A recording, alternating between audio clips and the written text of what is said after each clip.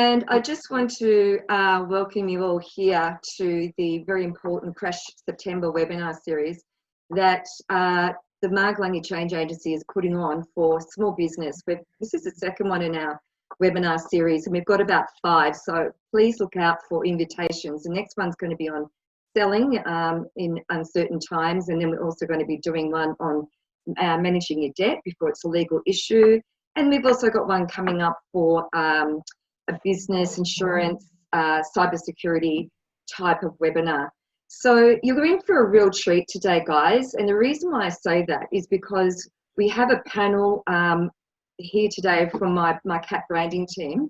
And if the panel would just wave when I introduced you. First of all, it's Matthew Smith, who's from Impressions Design. We've got Costa Iotru from Icon Images. We've got Jerry Penny, who is from the Nurture Videos. And our special guest today is Chris Dobbin, who is from Cube Social. So what I'd like to do is, first of all, set the tone for this webinar and give you a little bit of context around what's happening out there in the world. And then we're going to bring it back to the local market of here in Melbourne. So what I ask you is that as we go along in this webinar, if you could just please type your questions into the chat box and we will come to them at the end. The other big thing that you're going to see is Jerry's going to be showing a video of a brand that's doing human connection very, very well. And then we're also going to be critiquing Britta's website. She's put that forward because she would really like some help on the need for her website to be a little bit more connecting. So strap up and we'll get started. So what I'm going to do is, first of all, I'm going to share my screen. Okay, so before this pandemic started, can everyone see the slide in full? Because I've got you all on the side. So, so basically, before this pandemic started, PwC did a research around the world and found that 59% of consumers felt that businesses had lost the human touch, the human element, and 75% had basically said that they prefer to speak to a human rather than an automated type of process. So then the pandemic hit, and what happened is that everybody in the marketing, everybody was like, oh God, you've got to go online. But the problem with that is that's what the internet looked like before this pandemic hit. And now I want you to imagine that it's 3 times the amount, or even 10 times the amount. And it's crowded out there. So it's very, very hard to get yourself noticed in that crowd. And everybody on that slide there has got their stuff going on. And so it's, and what we're finding is that as we're more online, we're hearing all this stuff on social media. We're basically losing confidence because we don't know who to, basically believe anymore. Is it the opinions? You know, who's got these opinions? Who's right? Who's wrong? And so, because confidence is eroding, it means that when you show up in front of your business, you too are going to be having your brand questioned, and it's going to be questioned in a way that you probably won't even consider. So when a pandemic hits, first of all, we all go into disbelief. And the next thing we do is we go into a stage of anger. And then we go into a stage of sadness. And then we go into a stage for acceptance. And that is pretty much where Melbourne was until lockdown happened again. And now Melbourne is pretty much gone back up to disbelief, anger and sadness. And if you look at this grief cycle, as you can see, what happens with humans, we go into, you know, denial and anxiety and depression. And the thing is that most of the hopelessness and helplessness is sort of where we are sitting right now. And what does this mean? This means basically that when you are out there delivering your messages, you are going to have to deliver them in a very reassuring way. And in fact, the types of words that you're using should be trying to make people feel very much stronger and empowered. And if you look at the impacted segments, and this was taken in April, as you can see, you're going to, if your market is, couples without children, or you've got couples with kids at home, they're the ones that are most affected financially. And basically, as you can see on this slide, the brand values are changing. People's values and priorities are changing, and so are their habits and their behaviours. And so unless you know what that is, you really need to be prepared with your marketing and your messaging. I always like to start off on a light-hearted moment. And this arrived in my inbox from someone who was trying to be helpful. And this person was a marketer, believe it or not. And what happened was I had gifted this person a connection type, of script for lead generation. I contacted her to say, hey, how did you like the script? And pretty much she replied, do you do your business online or offline? And I said both. And she sent me this photo and she said, you really need to look at your branding because you should be really looking like the lady on the left, which pretty much was pretty annoying because I like my wrinkles. I think I look more real on the right. And the fact is that she could have really upset me, and she doesn't know me from bar of soap. Pretty much what happened next was I'd said to her, you really should be very careful about what you send to people or how you show up. And then she's like, sorry, it's just trying to help. So now I'm going to open it to the panel, and I'm going to stop sharing now. And Costa, I'd just like you to go first. In Melbourne, what would you say is the impact that you're noticing in terms of what's going out there with your customers? Thank you, Mark. So what I can tell you is from a photography and personal branding perspective, and what happened straight away as soon as we had to social distance and keep away from each other, and like, ooh, we all have germs now. Events went out the window. Any group activities, staff headshots out the window. Business photography, everyone just sort of stopped for a moment. When we got into months of the sort of different lockdowns, it was a case of slow down, conserve your money, have a think about it, regroup, pivot. But in terms of spending instead of investing, they started to see that decreasing. In fact, even the last time we had the 6 weeks started, we had a number of clients phone up and said some of their photo shoots we had organized that were between $1,500 to $2,500. Just stop it or cancel it. That's where they were. It's like putting on the brakes. So the problem is, obviously that's not good for business for anyone, whether it's my business or your business, because you can't continue to promote your business. Obviously, we have to run a business as well. But the thing is that we're sort of slowing down and reconsidering. Sort of like I was for the first 1 month, deer in the headlights, like, oh my God. But you've quickly got to get out of that mode and move on. Finding some people are sort of just a little bit too stuck in that mode and just wait and see. And then the uncertainty is sort of overwhelming them a little bit, and they're choosing not to move on and continue to build their business. And Matthew, you're in the greater area of Geelong, the area of Melbourne outside Geelong. How's it going there? We're not quite as full on as Melbourne, but we still have the same sort of impacts with regards to people spending their money, people holding on to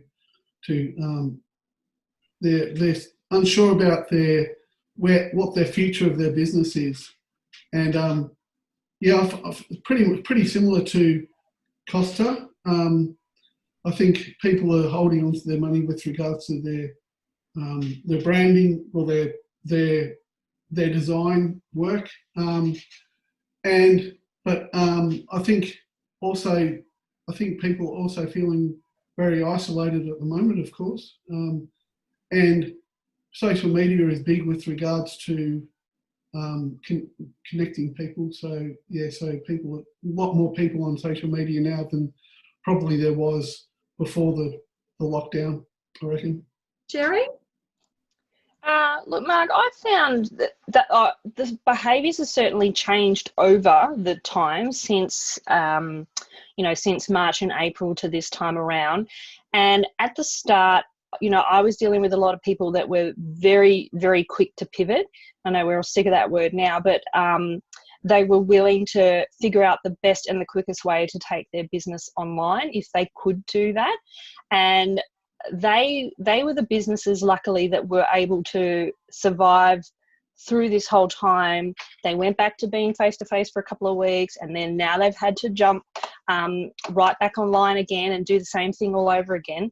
But I personally have found that a lot of people have been willing to invest some money during these times, because they know that it was just a matter of, thrive or survive, and that they knew how important it was in a time like this to invest a bit of money in going digital and everything like that. So it was the early adopters that really are still thriving now, basically. And Chris, being from Cube Social and working with a lot of your own clients, and Chris is based in Ballarat, how's things in your world? Yeah, well, look, I basically can say everything that everyone else has sort of said in regards of how people reacted. But I do know that when the first week happened and ScoMo got on TV and told everyone that we're closing down this industry, that industry, and all these things, it was a week of panic. But I had a lot of clients in that period also attack it the same way Jerry's clients did, which is they looked at ways that they could pivot and get online as quickly as possible. But it isn't just about getting online. It was actually, to be honest, this whole topic we're talking about right now, it should have been being done anyway, but let's use this pandemic as a way to reinforce that how important it is to understand the human connection and how to talk human and understand what their empathy towards people's situations and reflect your brand's ethics and apply that to that so that it comes across with integrity rather than a feeling like you're selling. And a lot of my clients, they did that early on. And even though they weren't in business, they were able to still connect with the clients and say, look, this is what we're doing. This is how we're going about it. This is how it's impacting us. How's it impacting you? And tried to get a reaction from their clients. And that led those businesses to now be flourishing. And it didn't matter whether they were closed or not. They still had the clients connecting with them. And I think that's something important that everyone in this conversation needs to understand is just because your doors are closed doesn't mean you close. You still have relationships and you still need to have impact with those relationships in whatever way you can. Social media is one way to do that. There is this technology called a phone. You can pick that up and have a chat with people. Even though I'm a social person, I think advocate offline because what you do offline and online, they're actually integrated very much, and you need to find a way to make sure that they're complementing each other. And that will develop relationships. And I guarantee anyone you connect with in this period is a lifer. If you make friends now or a client now and you support them and help them, they will be with you for a long time because they are going to appreciate whatever you do for them right now. And you need to find your version of that. And I guess that's what I'm finding. Whether I'm in Ballarat or Mexico or wherever I am in the world, it's the same thing. We're all human and we've still got those basic fundamentals. We need to reach out, connect with them, and you'll find that people will give back what you give to them. So that's where I think we should start with what we're talking about today. But I'll hand it back to you, Marg, and let you do your thing.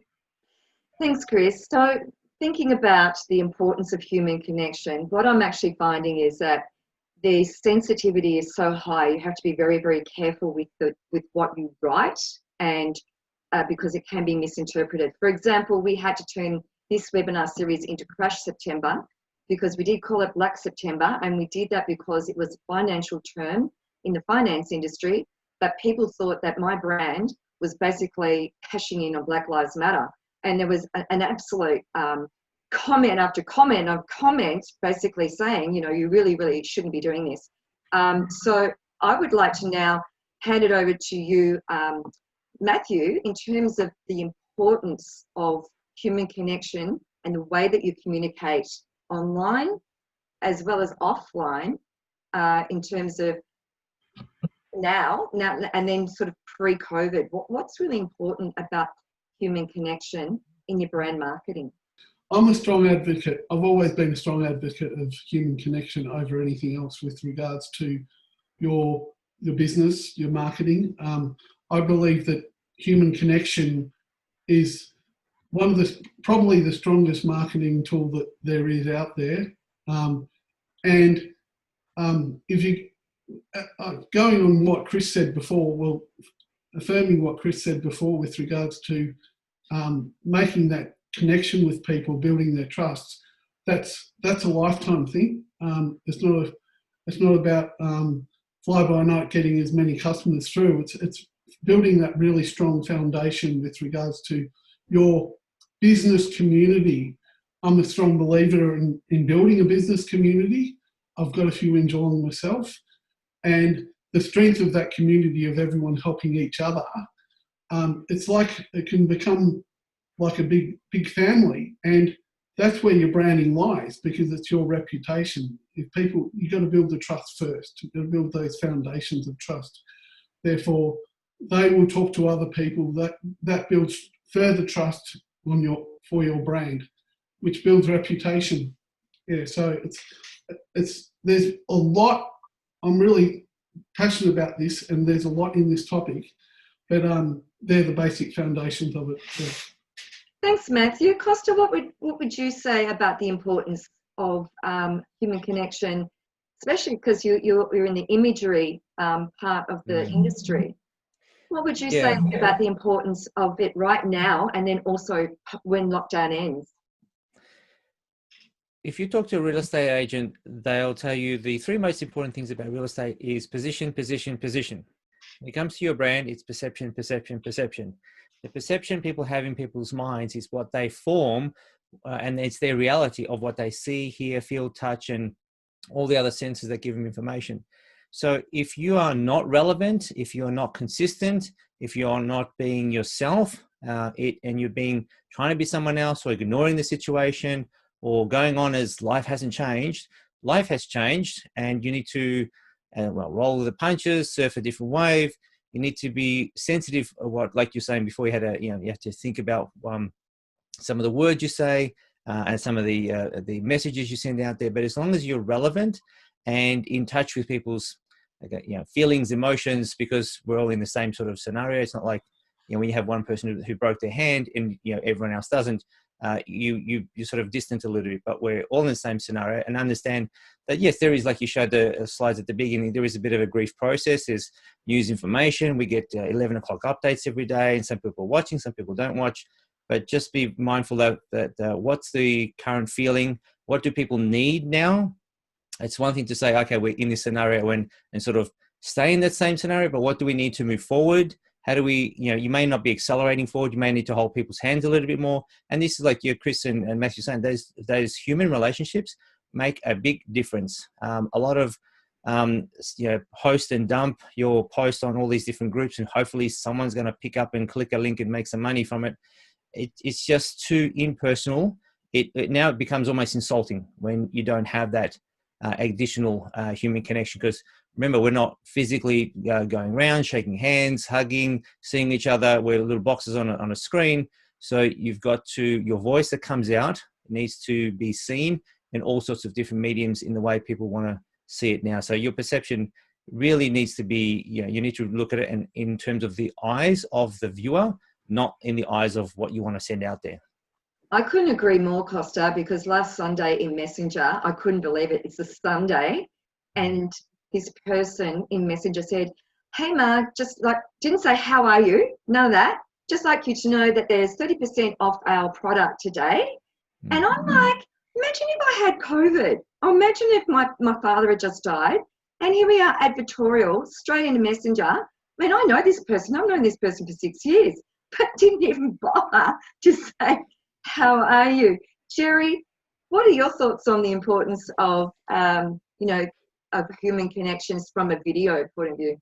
Oh, well, it's the most important part of video, basically. That is how we actually can make a human connection during these times. And I was when we were talking about this the other day, I said to Costa, I always think about Natasha Denman and how she's the ultimate 48-hour author, and she's very big on social media and video and everything like that. And I said to him how I actually felt like I knew her and her family before I ever met her in person, because she brings you in and she shares these personal stories with you and her life. And although she doesn't have to be revealing her deepest, darkest secrets or anything like that, you still feel like you're getting to know the person. And then when you meet her in person, you go, wow, I feel like I know you already. How are the kids doing? And you just get to know people through video. And video tells the whole story. And one of the tricks I tell everyone is that,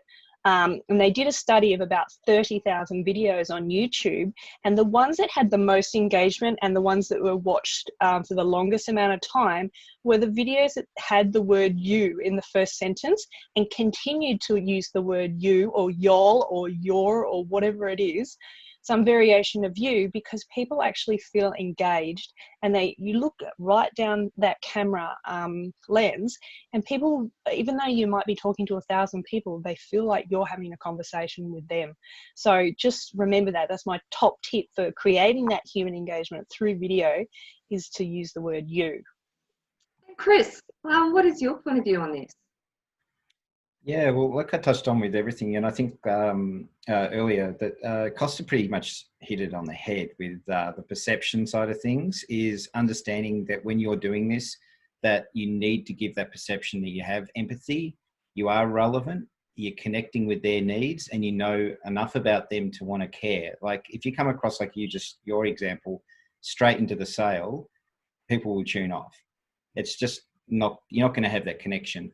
And Matt would agree with me here that your brand isn't your icon. It is not your logo. That is just the brand mark that people recognize you by, but it's the other activities you do, the things you do consistently. So what I need you to take away from today is if you're jumping online and doing something, do it consistently. In a real estate term of things where they throw the flyer into your PO box and you see it once, you then throw it away. They come back next week, put it in. You're seeing it consistently, but it may be a year, it may be 3 years down the road, but you're eventually going to use that real estate agent because they're always top of mind, because they're always in your inbox. And you've got to think about that same way with social media, that you are going to put things out, but do it consistently, keep it relevant, make sure you're listening to what is being said in the media so that you can maybe repurpose that for yourself so that people are hearing you reinforce what you want to say. Whether you agree with it or disagree with it, just choose an angle and make it your thing and own it and keep it consistent. You do not want to jump around and change every day what you're doing, because that will just make your integrity not come through. So just think about what your thing is, what your brand wants to communicate. Choose 5 or 6 words and make sure you repeat those words as hashtags and inside your messages so that is something that gets reinforced. And it doesn't matter if you don't attract everybody, because we're not trying to do that. You want to attract your crowd, your human connection, your thing that connects with your brand, because that's who's going to buy from you, not everybody. If you're thinking right now, I'm going to get everybody under the sun to work and buy my stuff, you're in the wrong place. You've got to find your niche, stick to your lane and connect with that lane. And then you'll find that the business will come to you. You won't be searching for it. So what I'm hearing is, because we're going to look at now the action steps that the guests who have joined us today should take. So what I'm hearing is getting on the phone and really connecting on offline and finding out what your customers are thinking and feeling and reacting. We're hearing consistency is very important. Relevance. Everything that you do must be relevant to here and now, and remembering that cycle slide that I actually showed you. And the other thing is the hashtags, as Chris said, consistency, stay in your own lane. And as Costa also said, making sure that you're out there, not hiding behind and going offline. It's time to be online, but being consistent. So let's start with Matthew. Apart from that, what other action steps would you tell our guests today that they should be doing? Well, going back to, just adding to what you just said, going back to your initial photo, I think authenticity is important. I think faking it till you make it doesn't work anymore, because we're in the information age and people are being exposed for being fake. And that's more damaging to their reputation and their brand, whether they be a social media influencer or not. That's devastating to them. So best not to fake it in the first place. Just be authentic, I think. Be real, show your vulnerabilities, don't show too much, but show that you are like them. We are all the same. We all have our foibles. So we just work on our strengths and expose our weaknesses. So it's just authentic. And Jerry, I like that, you know, the Natasha Denman type of example you had about bringing in your family and sharing, you know, sharing with the world who you are and who you're with. And I'm just thinking about how this could be really a really great strategy in terms of getting people to know you. It's not you're not selling, you're just developing that trust. What would you, any other action steps from a video point of view that you would? Just to remember the law of reciprocity and all that kind of stuff, that what you put out there, you're going to get back. You know, try and only keep to the 80-20 rule as well. So no more than 20% selling, if at all. You know, it should always be 80-90% of this value add all the time. You know, how can I serve and delight my customers? And put yourself in your customer's shoes. You know, what do I want to hear about as a customer? What do I want to know?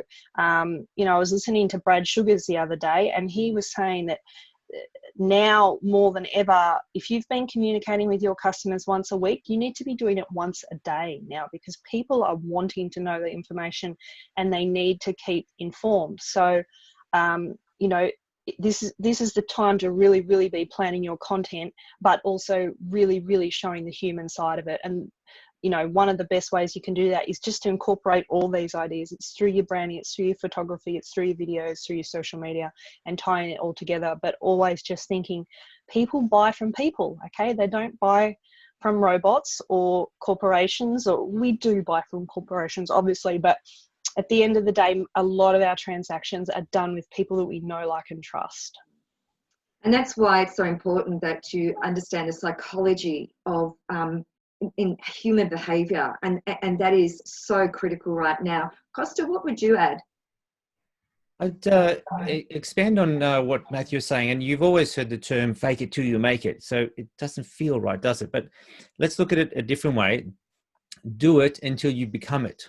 Now, no one's going to be perfect at doing selfie videos or selfie photos or posting, or, hey, I'm not the best at it. Yes, you're not the best at it because that's not your specialty. That's okay. But if you're not hiring someone to do it, you've got to do something on a consistent basis. No one gets good or great at what they're doing by magic or because they spend 5 minutes. Any athlete you see on walking on the pitch or on soccer or on Formula One Grand Prix, thousands upon thousands of hours in practice. So it takes time. So you got to keep doing it. The consistency part is relevant, and that's the only way any of us are going to get any better. If you look at Kellogg's, for example, back in the Great Depression, they didn't stop advertising. The competitors said, whoa, hang on a second, we're running out of money here. People still need to eat every day. They're still going to have their breakfast, right? And so that's a company that thrived through that time and is now world domination. So you need to continue on. Like, even you may even look at commercials on TV and go, why are they advertising for Trivago? Why are they? Because we're not going on holidays anytime soon. Why are they advertising cars? Why are they advertising this? Because if you're not staying top of mind when you are ready for that buying decision or ready to make that decision, who are you going to be thinking of? Whoever's been in your mind. So even if you've got a baseline of posts that go out on some sort of regular basis, and yeah, it may not look fantastic, but think of, like Chris was saying, what are the key words? What are your 3 or 4 words or values that represent your brand? And make sure that the look and feel is, and the words and the visuals are all around the same entity. So this is your culture. What is the culture? Because you want to attract people that are like you. Opposites attract, but they don't stay together, is what I found. So you need to find people that are like you, right? What is the commonality? What's, like, the we or the us? So find people that can be part of your tribe and community that you can serve, and they love what you're doing. That's what you want to be speaking to them, not like Chris was saying, the entire world. So keep doing it. As soon as you stop, then it's harder to get momentum going. Break the inertia. Then if you're doing something, you can increase it, you can change it a little bit, but always keep moving forward. And I just want to say, everybody, that I'll be asking my team to put their details in the chat at the end of this webinar. So that if you wanted to reach out to any of the people who have been speaking today, please let us know. And I'll be asking everyone to do that at the end. Chris, other action steps apart from staying in your own lane? Yeah, for sure. Now, I'm assuming a number of people in this group have a kind of an idea of how many clients or customers they could deal with on a daily or a weekly basis, okay? And you've got to think about that I'm assuming most in this group, it's not millions. It's probably not tens of thousands. It's probably not even hundreds. It's probably only a handful of people you could deal with in one circumstance or 1 week alone. So if you think about it that way, you don't have to reach many people to keep your business going. So think in smaller numbers, not larger numbers, about getting out to who you need to talk to and with that consistent message, because it's those 1 or 2 connections you make that may lead to 3 or 4 other connections, because they will then tell others about you and they're going to start marketing for you. Okay. So understanding that making that 1 connection is going to lead to other opportunities for you is what you're trying to achieve with everything you're trying to do with especially in my world in social media, is that you're trying to get someone to share the content, or you're trying to get someone to comment on it or shout out to somebody to bring them in to read that content. The other thing about when you're posting is not everyone sees it. Everyone thinks, oh, I'll put the post out and everyone's going to see it. No, it's not going to be the case. In most cases, if it's organic, it's going to be about 10, 20% people see it. So you need to put that message out again so that more people see it. Or secondly, put out the same content with different visuals so that people see it in one way and they like red, the others like blue, and they'll go to whichever color they would like to follow. Okay, so just think about different techniques. The same content going out in pretty much the same way with maybe a change of a word or a change of action is actually useful, because some people see it 1, 2, 3 times and then they'll act on the 3rd time, because the first time they saw it, they were out on the bus. In this case, they might be just out. The second time they might be on the couch, and that's when you get them, because they're now in a mindset where they're ready to click on it and go there. So be mindful that whatever you're communicating may not be heard the first time. It's the 2nd, 3rd, 4th time, and just tweak it a little bit and just see what you get and have a look at the data and see what goes from it. I really couldn't agree more, because when I only had my website up in February this year, I was so shocked when I had this inquiry come in April. I thought, gee, that was quick. And I asked her why she made the inquiry. And she said, it's because you keep showing up and what you are saying resonates with me. And I went, oh my God, I didn't have it to me, I just am me, right? And I didn't have any plan, strategy, but what I was doing, I was always showing up in the right way, saying the right thing at the right time. And this is the stuff that we can help you with. So just on that, Marg, you have people called early adopters. So there's the people that just react. They hear, they like, they buy. And then you've got the others that kind of want to be kind of wined and dined a little bit. They want to hear a little bit more about you. They're a bit more reserved in their personality, but then when they're ready to go, they're going to go. And you've got to understand that you've got to think about your current client base and think, are they the early adopter type mindset where they'll just take on board what you're saying and follow you down any pathway? Or are they more reserved in the way they think? And do you need to convince them? And when you need to convince somebody, you do not hit them with 10 things at once. You hit them with the 10 things over a period of time, and you just chip away to bring down the wall of whatever they're trying to do. If you listen to your clients at the moment, I guarantee they're saying certain words. I can't do this. I wouldn't do that. I'm not liking this. No one's letting me do that. There'll be some kind of term they're using. You can actually turn that and think, how can I rebut that? How can I overcome that? What are they saying that I could come up with a solution to get them to come down that journey? And it may not be the first step is the journey. It's the first step to the next step. But think about how you go about that, okay? Yeah, I couldn't have put it better myself. But now I would really like to show you in a video that Jerry is going to share that shows Coca-Cola and how they've used the human connection messaging, and it's brilliant. So Jerry, would you like to play that video now? Yeah, and Marg, I'll just give context. The reason why I found this video was because I had seen a bad video from Coke, and they were playing this video, and it was like all these 20-somethings getting together and having a meal and sharing a Coke, and I'm like, they're not social distancing. No wonder people are having these KFC parties if Coke is advertising like this. And I was really mad at them. And then I went and found this ad, and I'm like, oh, yeah, it makes me feel nice a little bit. Chris will probably have a different opinion about it after it. He's got a different opinion, but we'll just share it with you, and then we'll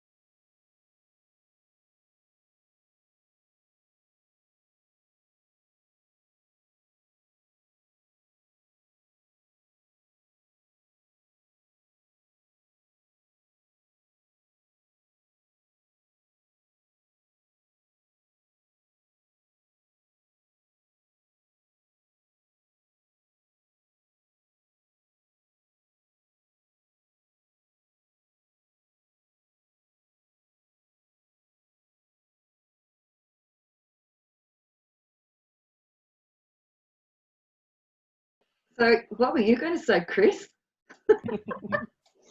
Yeah, well, as I said, the first 2 minutes of that, it's amazing. We all connected with it. We understand that was human connection. So they got that part right. What I wasn't really comfortable with was I just felt like there was no Coke throughout that entire ad.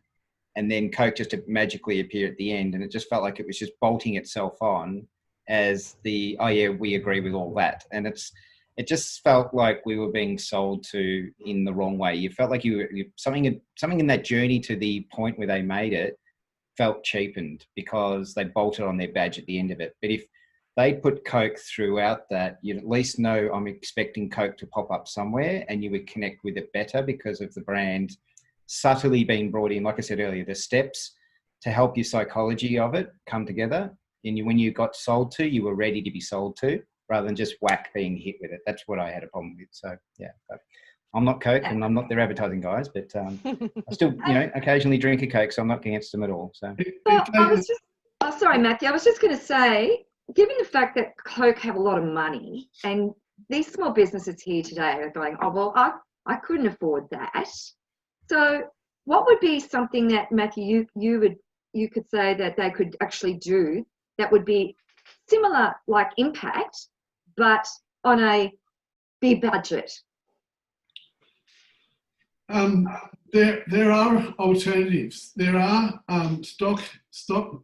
even free stock video that people can use to portray a similar type of feeling, emotive feelings with the video plus the right type of music, and just have really subtle messages running across that video and having their logo at the end. Like, it's all pretty much the same sort of thing as what Chris was saying, what Coca-Cola did. It's all playing on the emotions. That's what branding is. Branding is how people feel about our business. It's not to do with the logos and the icons and the colours and all that sort of stuff. In the end, it's about the customer journey and how they feel about us. And those sorts of things are really good for pricking the heart with emotion through motion video.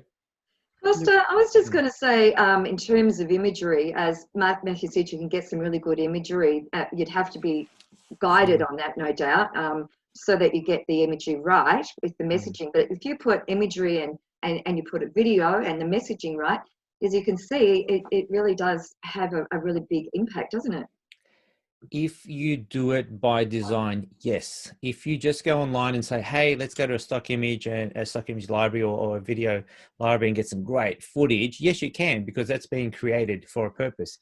That doesn't mean that that is going to be what's right for your business. If you do not plan, if you don't get the foundations down properly, if you don't understand the culture, the essence, the values of your business, you won't pick the right imagery. You won't be using the right imagery. You won't use the right music. Everything may sound okay or may look okay, but it's not really going to be you. You get one chance at a great first impression. So make sure you've done some sort of design, some sort of planning. So what you put out there is done on purpose. The music's chosen on purpose. The imagery is on purpose. Even the filters, how much you choose, the location, everything. Like we went through a scenario with a joint venture that I'm part of with Chris. It took some time to even work out the imagery and the colors and the fonts and the feeling. It's not something you take lightly, because once you set your foundations in your house, no one's going underneath the house and changing the foundations because I want an extra 3 stories and I'm going to go to the next door neighbor and have a pool as well. Foundations are set. They're very, very difficult to change. It's a big process. And to dovetail into the imagery, that it has to be spot on. Look, there's not many commercials that would make me cry or bring tears to my eyes. There was the McDonald's commercial. I do have a link I'll share with you in a moment. So it's a 1-minute video. There is longer version where it does have McDonald's going through it. It was the 70s summer ad. It was played a couple of years ago. It is absolutely brilliant. It includes a family, because what's McDonald's family restaurant, its experience, everything. I would get goosebumps just thinking about it because I just saw the video before. It is absolutely brilliant, but it is all done by design. Anything that you sort of slap together looks like it's slapped together.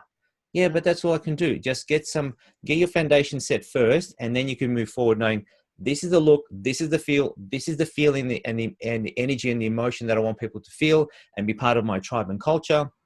So this is the content I put out.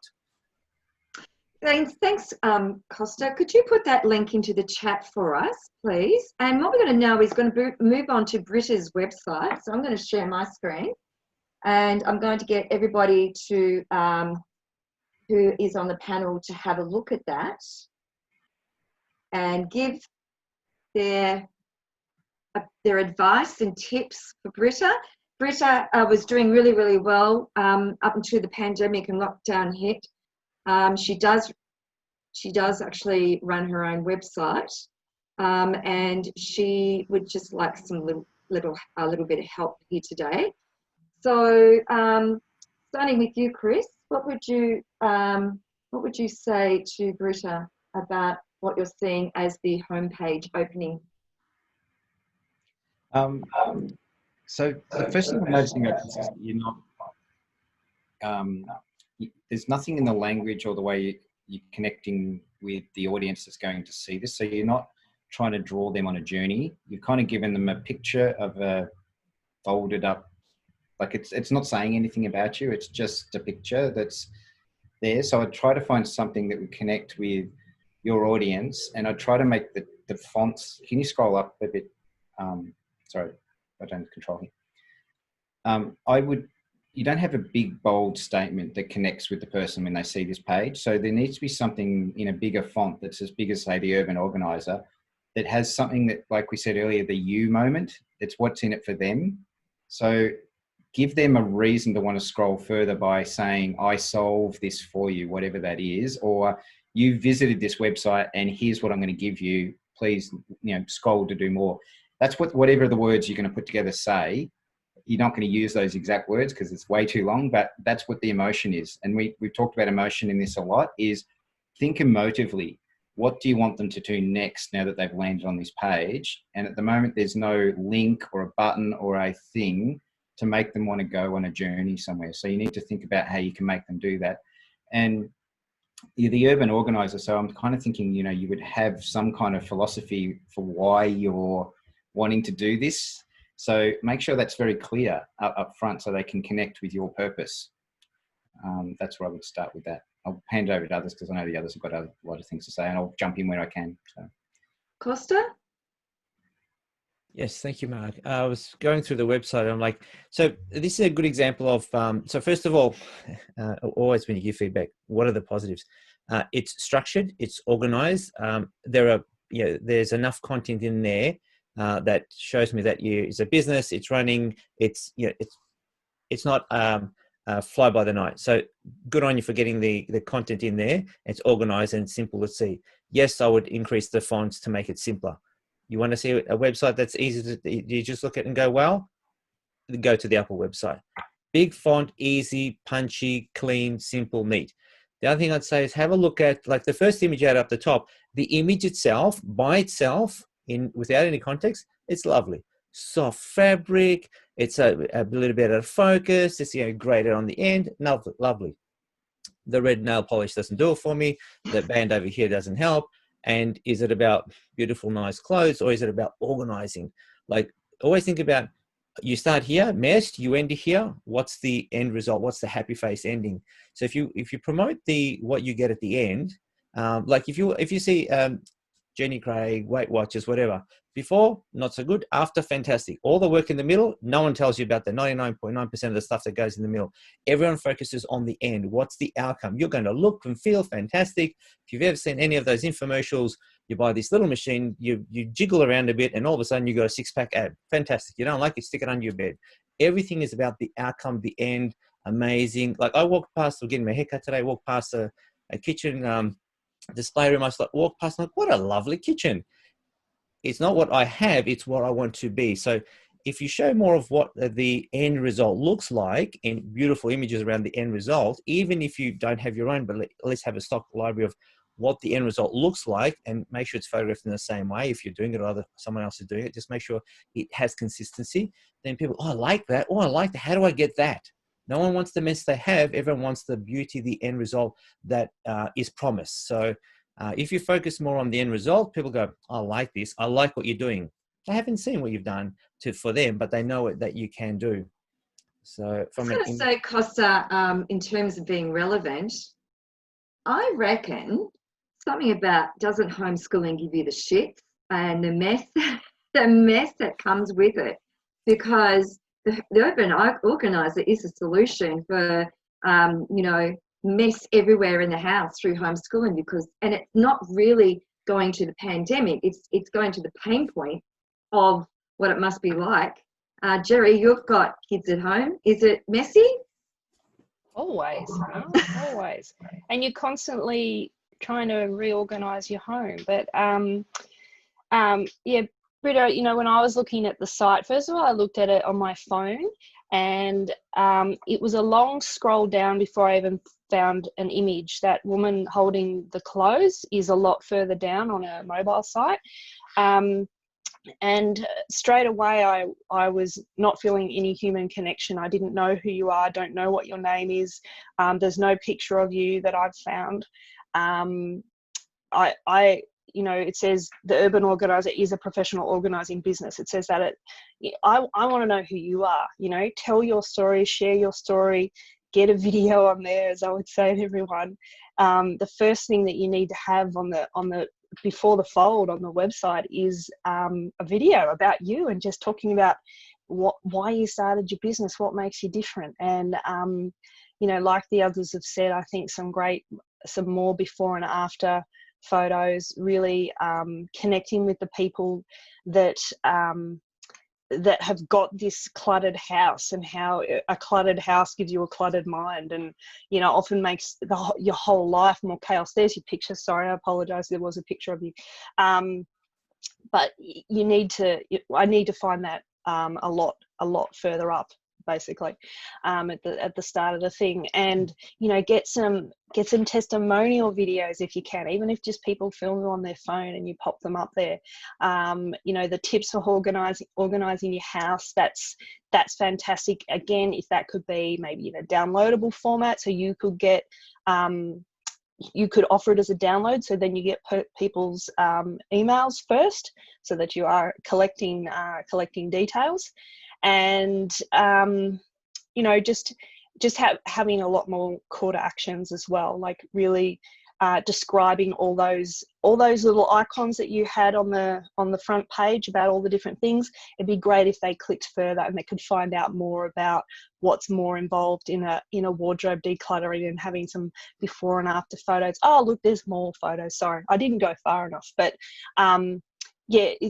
just give people what they want, that more information, explain things. Every time you're going to write 500 words, make a video of those 500 words as well, because it all helps with everything, with your SEO and everything like that. So well done, just keep going, and make sure you get yourself a security certificate as well, so that it's a HTTPS site as well. So that's my advice for today. Matthew, your thoughts? Unmute yourself, Matthew. Right. My first impressions, that's the name of the business, impressions. I think there's too much text all at once, like too much reading to do. For someone, Costa mentioned the Apple website. That's a really good example of minimalist. I'm a minimalist myself, and I think really nice imagery, some text as an explanation, but not sort of slabs of text, like it looks like it's just been a cut and paste from maybe Word document or something. I think it needs to be organised a little bit better. Ironic, I think, me saying that needs to be a little bit better. But I also think they could benefit from a really nice, catchy hero image at the top of organised shelves or something like that. It doesn't need to be. It needs to be nice and clean and have a real wow factor. Yeah. And then simple explanation underneath. Get organised, or something like a catchphrase or something. Get organised or something like that, to really sort of give it that punch. To explain really simply what it's all about, because there's a lot of people that don't want to read slabs of text, and they want a really quick and simple solution, that they want to know that you can organise their lives. Britta, can you unmute yourself? Yep, I did.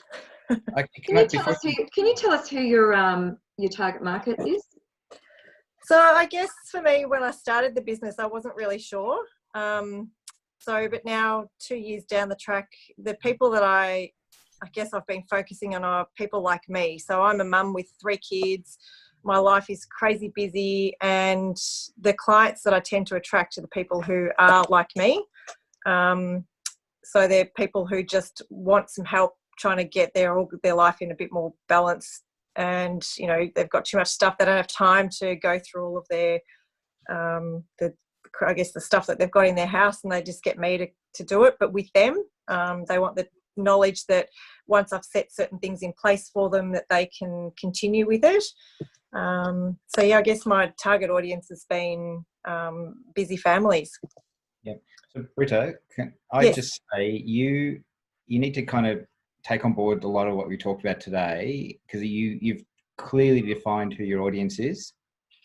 Yep. But on your website, you're not, like, you've got to think about, would you visit that website and buy from yourself when it's just slabs of text, and you've got a really nice logo there, but it's not being consistently used. The color scheme and the feel of that logo is not being flowed through to your website, right? But if you think about right now, you're an example of someone who could pivot quite quickly right now and get a lifer by understanding the pain all the mums out there are going through, and just talk to them. Jump on the video, record yourself on your phone. I don't do video. You've got to. This is what you need to do. This is the only way you're going to connect with people. So you have to record yourself and just talk to your people, your cult, that's my greatest fear. Britta, can I just jump in, Britta? Can I just jump in and say, when Jerry does the videos, right, she can pause and she can make you feel comfortable. I do a lot of interviewing styles, because sometimes I get started, I can't shut up, right? And I say stuff that is not really clear. So I suggest maybe after this you'd have a conversation around that with Jerry for some tips on that. Sorry for interrupting. Can I just jump in for a second? Okay, let's just put the video to the side. So let's say we can't go there, but I recommend you have to. But think about the photos you can take to show people how you've overcome a solution or a problem, or think about out there the common, like what I guarantee there is a page out there called Instagram Mums at Home Untidy Homes, kind of. There's something like that. You could use that as a source of inspiration or a source of ways to repurpose their content, and then talk about how you'd help them. And I guarantee that they've got an audience of other mums that would look at that photo and go, oh, what Britta's saying there is really good. I'll take that advice on. They start trusting your advice. And by the end of this pandemic, they're going to go, I've got my time back. Britta's the girl to go to. You've built up the audience, the trust, the respect over this period. So if you're not going to do video right now, think about how you can build a story around your brand. Use other content out there. So Thank you.